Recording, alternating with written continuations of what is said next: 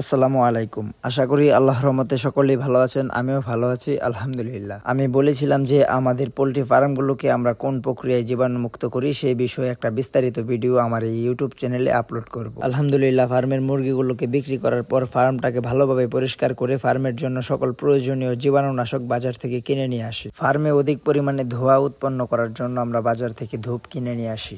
অনেকেই হয়তোবা ধূপ কি জিনিস তা চিনতে পারছেন না। হিন্দুদের পূজার মধ্যে যে ধোঁয়াটা ব্যবহার করা হয় ওই ধোঁয়াটা কিন্তু ধূপ দিয়ে দেওয়া হয়। আর এই ধোঁয়াটাকে অধিক পরিমাণে উৎপন্ন করার জন্য আমরা বাজার থেকে প্রায় 1 কেজি পরিমাণে ধূপ কিনে নিয়ে আসি। অধিক পরিমাণে ধোঁয়া উৎপন্ন করার জন্য আমাদের কিছু খড় প্রয়োজন হয়েছিল, আর খড়গুলোকে সংগ্রহ করার পর ফার্মের বিভিন্ন জায়গায় ছড়িয়ে দিয়েছি, যাতে করে ধোঁয়া উৎপন্ন হওয়ার পর পুরো ফার্মের সেটি সমানভাবে ছড়িয়ে পড়ে। ধূপ থেকে উৎপন্ন ধোঁয়াগুলো যেন ফার্মের বাইরে সহজে বের হতে না পারে, তাই ফার্মের পর্দাগুলো নিচে নামিয়ে দিয়েছি। ধূপ থেকে উৎপন্ন ধোঁয়া চোখে আর নাকে প্রচন্ডভাবে ইফেক্ট ফেলে, তাই মুখে আমি একটি গামছা বেঁধে নিয়েছি। নাকে আর চোখে অধিক পরিমাণে ধোঁয়া যেন না যায় সেই জন্য গামছাটাকে বেঁধে নিয়ে খড়ে আগুন দেওয়ার প্রস্তুতি নেই। ফার্মের বিভিন্ন জায়গায় ছড়িয়ে দেওয়া খড়গুলোতে আগুন দেওয়ার পর আমরা আগে থেকে গুঁড়ো করে রাখা ধূপগুলো আগুনের উপর ছিটিয়ে দিব। খড়গুলোতে আগুন দেওয়ার পর অল্প অল্প করে ধোঁয়া উঠতে থাকে, আর এই ধোঁয়ার মধ্যে আমরা যখন ধূপ দেব তখন সেই ধোঁয়াটা আরো অধিক পরিমাণে উঠবে। খড়গুলোতে আগুন দেওয়ার পর আমরা যখন জ্বলন্ত খড়ের মধ্যে ধূপগুলোকে ছিটিয়ে দিচ্ছিলাম তখন আগুনগুলো আরো বেড়ে উঠছিল।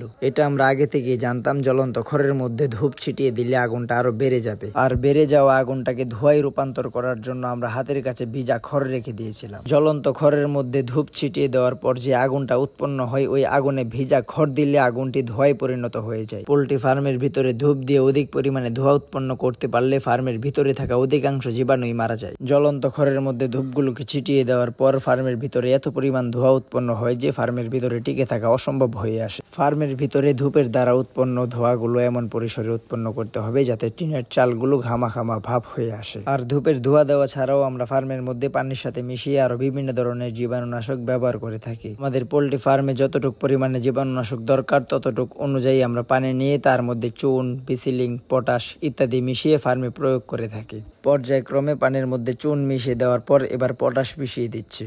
পটাশ আর চুন মিশানোর পর যতটুকু প্রয়োজন ততটুকু বিসিলিং পানির সাথে মিশিয়ে নিচ্ছি। পরিশেষে পানির মধ্যে চুন, বিসিলিং, পটাশ একসাথে নিয়ে ফার্মে দেওয়ার জন্য মিশিয়ে নিচ্ছি। এগুলোকে ভালোভাবে মিশিয়ে একটি বালতির মাধ্যমে ফার্মের ভিতরে সব জায়গায় সমানভাবে ছিটিয়ে দিতে হবে। এমনভাবে মিশিয়ে দিতে হবে যে কোথাও কম বা কোথাও বেশি না রয়ে যায়। এগুলোকে পোল্ট্রি ফার্মের পুরো ফ্লোরে সমানভাবে ছিটিয়ে দেওয়ার পর একটি ঝাড়ুর মাধ্যমে পুরো ফার্মে এটিকে সমানভাবে ছড়িয়ে দিতে হবে। আবারও বলছি যে চুন, বিসিলিং, পটাশ মিশানো পানিগুলো পোল্ট্রি ফার্মের ফ্লোরের মধ্যে সমানভাবে ছড়িয়ে দিতে হবে যাতে কোথাও কম বা কোথাও বেশি না রয়ে যায়। পোল্ট্রি ফার্মের ফ্লোরে এগুলোকে সমানভাবে ছড়িয়ে দিতে পারলে আশা করা যায় ইনশাল্লাহ আর কোনো প্রকার জীবাণু বেঁচে থাকবে না। ফার্মের ভিতরে ধূপের ধোঁয়া, চুন, বিসিলিং, পটাশ দেওয়ার আগে বা পরে থিমসন দিয়ে স্প্রে করে দিলে ভালো হয়। 1 লিটার পানিতে 2 গ্রাম থিমসন দিয়ে স্প্রে করে দিবেন পুরো ফার্মে। যাই হোক, পোল্ট্রি ফার্মের কাজ আমি সফলভাবে সম্পন্ন করতে পেরেছি আলহামদুলিল্লাহ। আসসালামু আলাইকুম। সকলে ভালো থাকবেন, আমার জন্য দোয়া করবেন। আল্লাহ হাফেজ।